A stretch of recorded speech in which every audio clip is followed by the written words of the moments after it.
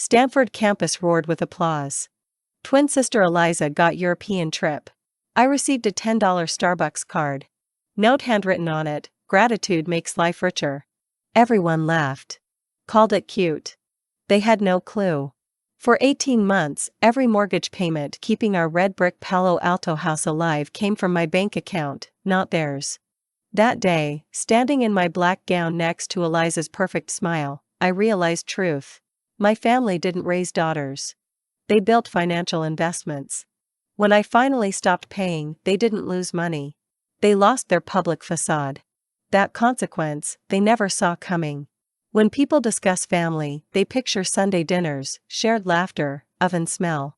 In the stone house, everything looked ideal. Red bricks, white door, hydrangeas in front. But inside, love required dress code. I was perpetually underdressed. Mom Deborah valued presentation. Her smile could secure funding. Her tone could end arguments. She prioritized surface appearances over real affection. Eliza, my twin, was her masterpiece, charming, graceful, girl who sparkled even in low light. I was the other one. One who maintained Wi-Fi. One who paid bills on time. When we were 10, we played small recital downtown. I remember Mom's faint citrus perfume scent, folding chair squeak. I played Beethoven's Moonlight Sonata. Every note was precise. When I finished, polite applause followed. Then Mom's voice, soft but sharp. "Kira, need more feeling. Music isn't math." I nodded. Throat burned. Then Eliza played. She missed notes, stumbled halfway, smiled through it. Mom clapped loudest. "See, that's heart." That day I learned something vital about our family. Mistakes wrapped in charm were called art. Effort wrapped in silence was completely invisible. Years passed. I became family technician, accountant, fixer. Dad Robert's email hacked? I reset it. Mom couldn't log into Apple ID? I handled it. Eliza's resume formatting broken? I fixed that, too. When mortgage notice arrived, interest rates rising, panic in Dad's voice, I opened laptop. Quietly took care of it. Each month, payment left my account. Note attached, Stone Household Kira contribution. I never told them. Maybe I hoped love could grow silently, like seed planted in dark. But in that house, only what glittered ever got sunlight. I coded for Clarity Biotech late at night. The screen light was the only thing illuminating my dorm room walls. While Eliza posted photos from high-rise parties, I was building actual interfaces for medical AI. Something solid, something functional. When my bank account first crossed 5 figures, I felt no urge to celebrate. I just looked at the screen, hoping this wealth would finally make them notice me. They never did. So, when Mom handed Eliza the European vacation and gave me that gift card, it wasn't a shock. It was just the prettiest, most condensed example of what our reality had always been. But that day, something inside me changed. It wasn't loud or dramatic. It was quiet, like a lock clicking into place. Graduation dinner should have marked a conclusion and a fresh start. Instead, it felt like a judgment. The chandelier lit up the dining room perfectly. The cake read, "Congratulations, Eliza and Kira." But Eliza's name was written twice as large. Mom's voice floated over the sound of silverware. "Eliza needs to finalize packing. Paris first, then Italy. She's always had such vision." Dad raised his wine glass. "Both my daughters are smart, but Eliza, she just has that true leadership quality." The table laughed lightly. I smiled, cutting cake I didn't actually want to eat. When Mom addressed me, her tone switched to the condescending sweetness she referred to as wisdom. "Kira, dear, you should learn to appreciate small things. Gratitude makes life richer." I nodded. Inside, something fractured. It was a crack so soft it almost sounded like relief. That night, while Eliza was busy posting pictures of her celebration cake, I sat in my old bedroom. The blue screen light illuminated the space. I opened my banking app, just out of habit. The transaction list appeared, each entry labeled Stone Household Kira Contribution. 18 months. Payments ranging from $3,000 to $200 monthly. The realization hit me like cold water. They genuinely never wondered. They chose to believe in anything else miracles, falling interest rates, a kind bank, anything but the simple fact that I was the one maintaining their roof. The next morning, I disabled the automatic transfer. It felt small, yet final. 2 weeks later, Dad called. The bank is saying the payment failed. Is something wrong? Yes, I answered quietly. I stopped paying. Silence followed. Then his voice turned sharp. Kira, you can't just abandon us. We are family. You have an obligation here. I fulfilled that obligation, I said. For a year and a half. Mom interrupted, her voice shaking with disbelief. Don't be dramatic. You should be thankful for your success.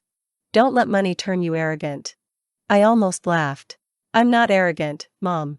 I'm exhausted. They just didn't get it. Maybe they never would. That night, I packed my bags. No arguments, no tears, just the steady sound of closing zippers and fabric folding. The moonlight crossed my desk where my diploma sat. Stanford embossed in gold letters, proof of everything I had built completely alone. Leaving the red brick house felt like abandoning a museum filled with painful memories. I drove across the Golden Gate Bridge, the city lights reflecting on the San Francisco Bay. For the first time, I felt no guilt. I wasn't running from my family. I was escaping the identity they demanded I hold, quiet, helpful, invisible. And they had no idea that by the time they realized what I had taken back, the damage would be irreversible. The first indication came on a Tuesday morning. A bank notification blinked on my phone, request to add new backup payment method. Initially, I assumed it was a system error. Then I saw the name, Robert Stone, my father. He hadn't called to inquire.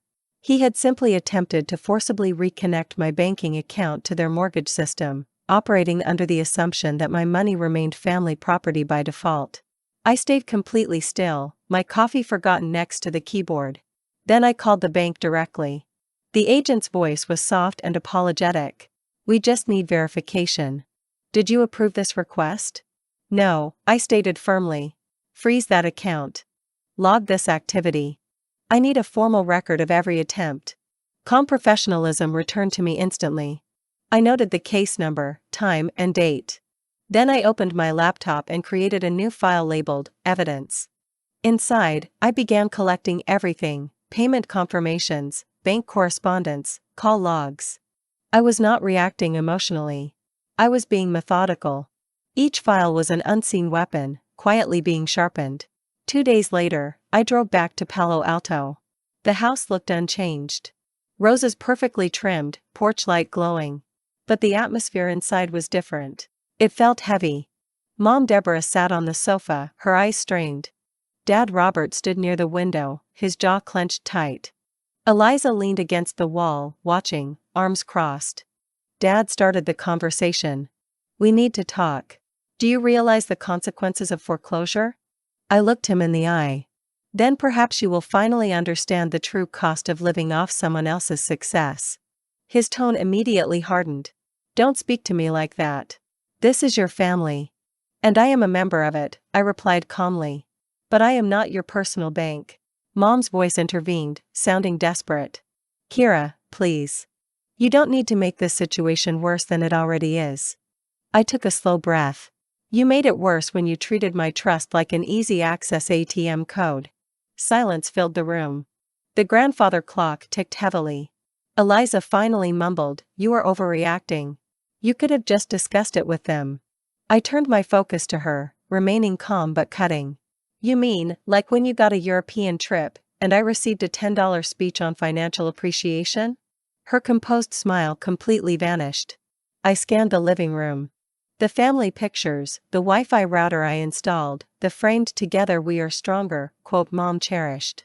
Every item was a subtle reminder of the collective lie we all lived. I am dissolving that illusion, I said quietly. If you need control, take it. Just don't use my name to achieve it. I walked out, closing the front door behind me. No shouting erupted this time. Just a silence that felt far more destructive than words. When I reached my apartment, I reopened the laptop. The evidence folder was ready. Every file was clean, timestamped, prepared. This wasn't about seeking revenge anymore. It was about establishing firm boundaries. And the truth was just beginning to make its impact. It started with a careless mistake. I was finalizing tax paperwork late one night, tired, my coffee cold. I attached a document from my evidence folder, screenshots detailing every single payment I had made toward the mortgage, intending to send it to my CPA. But when I hit send, I failed to notice that my aunt's entire family group email was still included in the CC field. By sunrise, my phone was completely overwhelmed. "Kira, what did you do?" Mom's voice was breathless on the line. I could hear drawers slamming and Dad yelling in the background. "What are you referring to?" I asked. "Everyone has seen it. Aunt Helen posted it on social media. You sent the payment records to the entire extended family." I pulled up my inbox. Hundreds of alerts, reaction screenshots, shocked emojis, comment threads beneath a post that read, 18 months of payments labeled Kira contribution. Did anyone know she paid their mortgage? The story had spread beyond the immediate relatives. Church acquaintances, neighbors, even Mom's volunteer committee had shared it. Some comments were supportive, "She is such a selfless daughter." Others were harsh, "Maybe she's just trying to boast." But none of the specifics mattered. The private story was now public knowledge. That afternoon, my father called. His voice was utterly defeated. No pretense remained. "Do you understand the damage you've caused? People are calling us, asking if we exploited you. You have disgraced this family." I took a quiet breath. "No, Dad. I didn't disgrace anyone. I simply stopped concealing the reality." "You should have kept this confidential," he snapped. "I did," I stated. "For a year and a half." He immediately hung up. Hours later, the local bank manager called Dad Robert for a meeting. The refinance application he submitted was flagged, unstable payment history. The letter clearly stated that without my regular deposits, they couldn't confirm consistent funds. The house, once their ultimate status symbol, was now a major financial liability.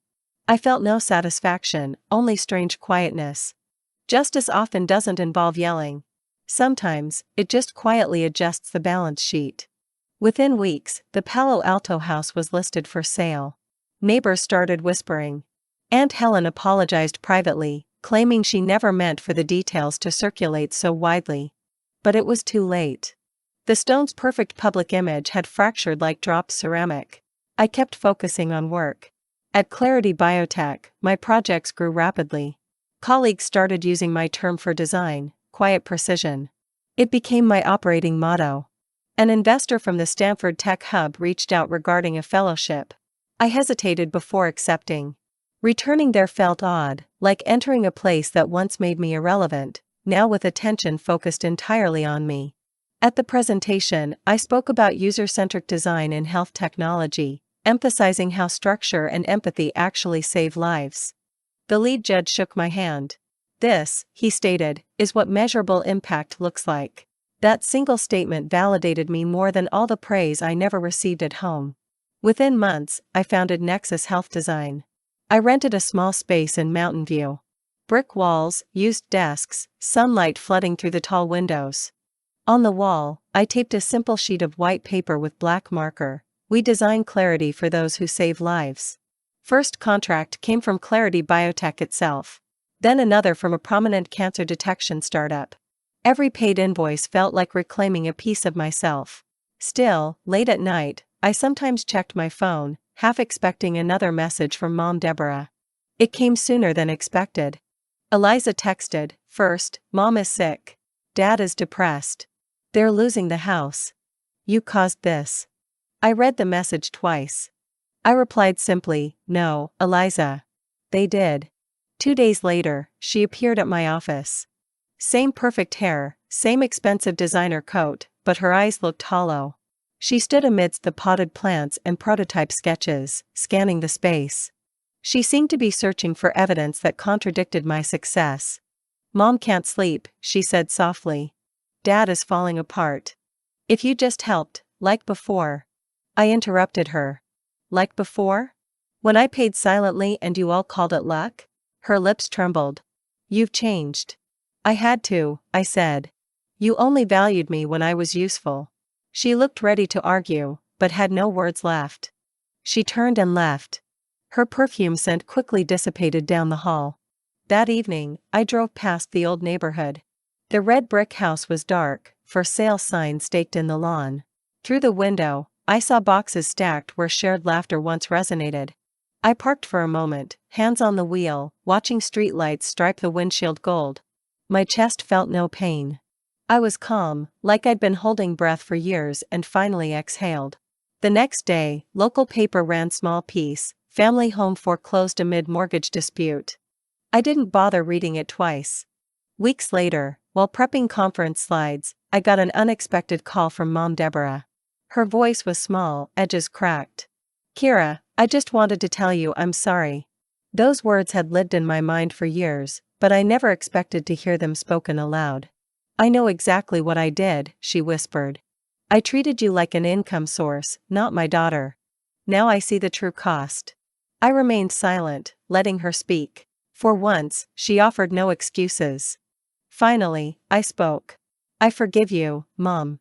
But forgiveness doesn't mean returning." She began to cry quietly. "I just needed you to know I truly mean it." "I know," I said. "And that is enough." When the call disconnected, I turned off my phone. Stared out the window. The city glittered in the winter light. The San Francisco Bay Area was silver under the sky. They had lost the house that defined them. But I had built something that could not be taken away, my boundaries, my peace. Justice arrived not with sirens or dramatic speeches. It came in quiet, the kind of quiet where truth finally gets space to breathe. I ran into Mom by chance one late winter afternoon. The Whole Foods in Palo Alto felt warm, bright contrast to the cold outside. Air smelled of oranges and bread. I was reaching for bok choy when I heard her voice, fragile, trembling. "Kira." I turned. She seemed smaller than I remembered. Coat looked too large. Hair streaked with silver. We stared at each other briefly. She stepped closer, eyes glassy. "I won't make excuses. I just want to say sorry again." Her voice broke. "I thought I was teaching you gratitude. I was actually teaching you how to disappear. I should have protected you, not the image of our family." I gripped the cold metal card handle. "I already forgave you, Mom," I said quietly. "But I am not coming back." She nodded, tears tracing her cheeks. "I don't expect you to. I just needed you to know I finally see it." Store music shifted to Moon River. Same tune from our childhood recital, softer, slower now. Time folded in on itself. I wasn't angry anymore. Just tired. And free. When she reached out, I didn't recoil. I gave her hand a brief squeeze. "I hope you find your peace," I whispered. She turned, walking toward the checkout. The heavy gray coat hung low on her shoulders. I watched until she disappeared down the aisle. Outside, the air was sharp and clean. City lights shimmered on wet pavement. I realized forgiveness wasn't a return path. It was a bridge to the future. That night, I stood by my apartment window, tea warming my hands. The Bay Area glittered beyond the glass, steady, alive, unbothered. On the wall above my desk hung two things: the framed $10 gift card from graduation, and the Nexus Health Design certificate. The card used to cause pain. Now it reminded me how far I had traveled. I smiled, whispering to myself, "Gratitude doesn't mean bowing your head. It means knowing when to lift it." If you have ever walked away from people who loved what you provided but not who you fundamentally were, know this: you are not alone. Share your story in the comments below. And hit subscribe. Because silence deserves a voice. And tonight, mine finally has one.